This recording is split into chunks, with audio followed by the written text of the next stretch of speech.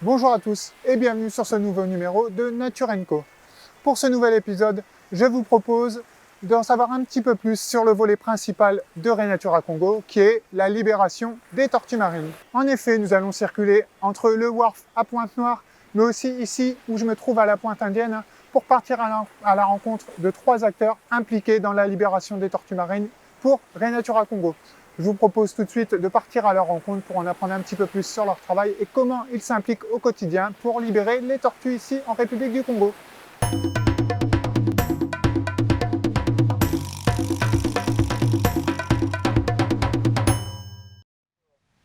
Je me trouve maintenant en compagnie de Cyril, un agent de libération des tortues marines ici à Renatura Congo. Bonjour Cyril. Bonjour Papa Dylan. Alors déjà, première question, est-ce que tu peux nous expliquer en quoi consiste ton travail ici à Renatura?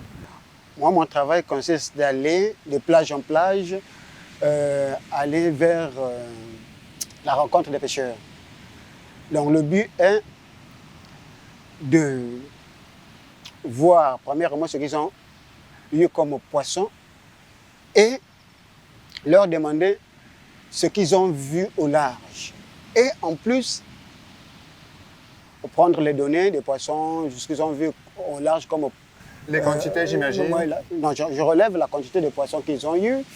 Je demande le nombre de filets qu'ils ont pu utiliser pour voir du poisson. S'ils ont eu une tortue, ou s'ils ont vu une baleine, s'ils ont capturé un requin. D'accord, très bien. Alors justement, s'il arrive qu'il capture une tortue, toi, en quoi quel va être ton rôle pour essayer d'arranger ce problème? Les pêcheurs, quand ils arrivent avec une tortue, puisqu'on se connaisse déjà, les pêcheurs savent déjà ce que je fais comme travail. Dès qu'ils arrivent avec une tortue, ils me la présentent. Et moi, j'ai une fiche que je dois remplir concernant les mesures et noter les numéros des barres que je dois poser sur la tortue. Après ça, je regarde les dégâts que la tortue a fait dans le filet.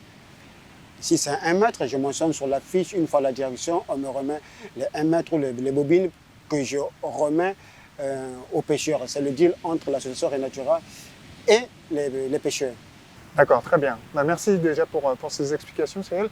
Une petite dernière question du coup. Est-ce que les pêcheurs sont réceptifs vis-à-vis de toi et vis-à-vis de cette libération des tortues marines lorsqu'ils les prennent accidentellement dans leur filet de pêche? Pas au début. Au début, c'était un peu difficile concernant les libérations. Mais au fur des années, les pêcheurs ont vite compris le pourquoi nous faisons ce travail. Donc, les pêcheurs sont vraiment réceptifs concernant les libérations. Même si on n'est pas là, ils arrivent à nous appeler et nous, on vient, on libère la tortue. Donc pour ça, le message a été bien passé entre les pêcheurs et nous, les agents qui sont sur le terrain. Tu disais justement que le début a été difficile, mais j'imagine que cette facilité maintenant que vous avez, si on peut dire, avec les pêcheurs, c'est toute la sensibilisation qui a été faite derrière avec eux pour expliquer un petit peu l'importance de protéger toutes ces populations de tortues marines ici menacées au Congo? Oui. La première des choses, c'est d'abord la sensibilisation, puisque à chaque fois qu'on est dans un village, on doit sensibiliser. Puisque même au moment où le pêcheur te présente la tortue, tu ne vas pas juste libérer, prendre les données et puis relâcher la tortue. On doit expliquer aux pêcheurs le pourquoi l'association Renatura libère ces tortues. D'accord. D'abord la sensibilisation et puis ensuite l'accompagnement, j'imagine. Oui. L'accompagnement au travers de cette réparation de filet de pêche. Au début, ce n'était pas vraiment ça. Au début, ils se disaient que c'était leur histoire d'héritage que leurs parents ont leur légué, puisque au début, les gens les mangeaient, les tortues. Et puis, arrivé à notre génération, ces pêcheurs, au début, nous disaient c'est l'héritage qu'on nous a laissé chez nos grands-parents, donc on peut les manger, il n'y a pas de diminution des tortues. Et on était là, les sensibiliser, à leur dire le pourquoi. Et il était essentiel de libérer les tortues. À essayer de changer les consciences, quoi, oui, tout simplement. au fur des années, les pêcheurs ont adopté, ils ont compris le pourquoi nous faisons ce travail. Donc, tout se passe bien entre nous et les pêcheurs, on n'a pas besoin de leur obliger de nous remettre leurs tortues. C'est à eux-mêmes.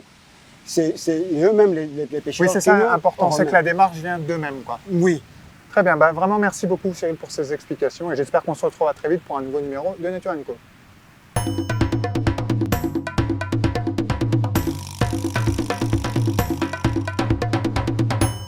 Je me trouve à présent en compagnie de Fracata, le deuxième agent de libération des tortues marines ici à la Pointe-Indienne. Bonjour Fracata. Bonjour. On se connaît un petit peu Fracata hein, puisque tu travailles avec moi ici à Renatura. Donc est-ce que tu peux nous expliquer un petit peu le travail que tu fais ici pour libérer les tortues? Le travail que je fais, les tortues prises dans les filets de pêche, je viens libérer les tortues et je discute avec les pêcheurs. Moi j'ai écrit sur les fiches. Et les fiches, là, j'amène ça à la direction. La direction récompense par les bobines aux pêcheurs. Après, je reviens, je leur donne les bobines. D'accord. Et justement, qu'est-ce que tu vas écrire sur ces fiches? Les fiches, j'ai écrit les données, la longueur du carapace et la largeur du carapace, la longueur de la queue du carapace, et le nombre de marginales, de préfrontales, les costales et les vertébrales. D'accord. Alors quand tu parles justement de costal, marginal, vertébral, tu parles bien entendu des écailles que l'on trouve sur la carapace? Oui, le nombre des écailles qu'on trouve sur la carapace. Alors justement, à quoi vont servir toutes les données que tu vas écrire sur les fiches là? Est-ce que tu peux m'en dire un petit peu plus? Alors, les données qu'on fait sur les fiches là, pour savoir il y a eu combien de tortues qu'on a baguées par l'année, et pour savoir aussi s'ils peuvent aller ailleurs dans un autre pays, pour savoir que non, la tortue a été baguée au Congo. D'accord. Alors justement, tu parles de bagage des tortues. Pourquoi on va les baguer? Tu l'as dit, c'est pour identifier un petit peu les tortues marines et savoir qu'elles sont venues ici au Congo.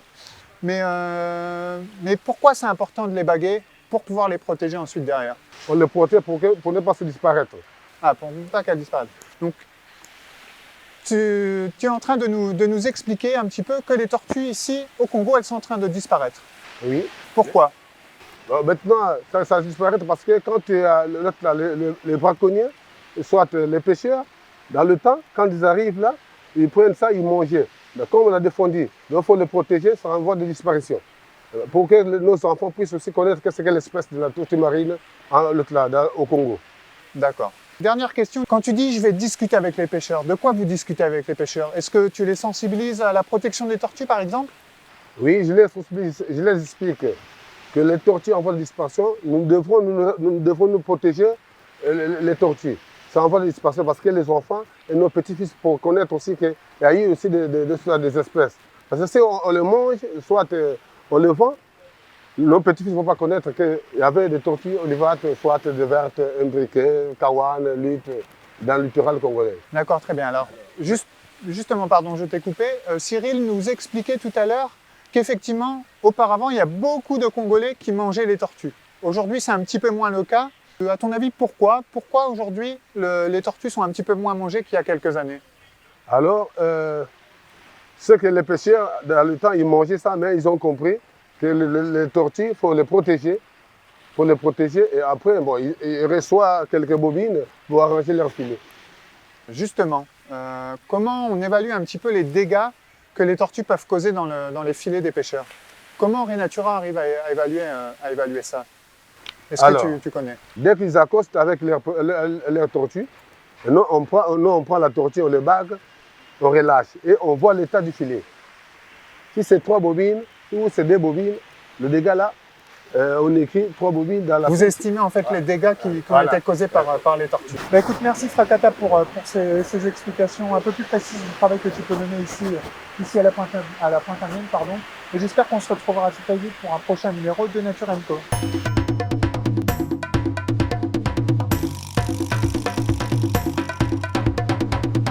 Me voici à présent en compagnie de Jean-Gabriel Mavungu. Jean-Gabriel, tu étais déjà intervenu sur un précédent numéro de Nature & Co pour nous parler entre autres de ponte de tortues marines. Donc aujourd'hui, je te reçois pour que tu nous parles un petit peu plus du programme de libération des tortues marines ici à Renatura. Déjà, bonjour. Bonjour Dylan. Alors justement, comme je te le disais, est-ce que tu peux nous expliquer un petit peu plus longuement quels sont, et rapidement aussi, quels sont les objectifs premiers de ce programme de libération et comment ça s'organise? Oui, en fait, le programme de libération dans la baie de Luango a commencé depuis 2005. Donc, nous avions remarqué qu'il y avait abondamment de captures de tortues juvéniles dans cette baie.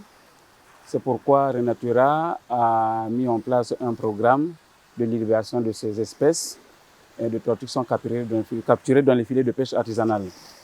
Nous avons mis en place un protocole d'accord avec les pêcheurs artisans. Protocole d'accord qui permet donc, au vu de la libération, de donner du matériel nécessaire pour la réparation des bobines, plutôt des filets, dont les dégâts ont été causés par les tortues. Et donc ce protocole va très bien et ça nous a permis donc de protéger pas mal de tortues juvéniles vertes qui viennent s'alimenter dans cette baie de Luango. Alors justement, Jean-Gabriel, ou Gabi pour les intimes, une question toute bête me vient en tête, mais comment les tortues marines finissent par se retrouver dans les filets de ces pêcheurs artisans? Oui, en fait, les pêcheurs artisans ont donc dans leurs activités quotidiennes mettent des filets non loin des rochers où viennent s'alimenter les tortues marines, surtout les juvéniles vertes. Il y a aussi souvent des tortues olivâtres qui se font prendre.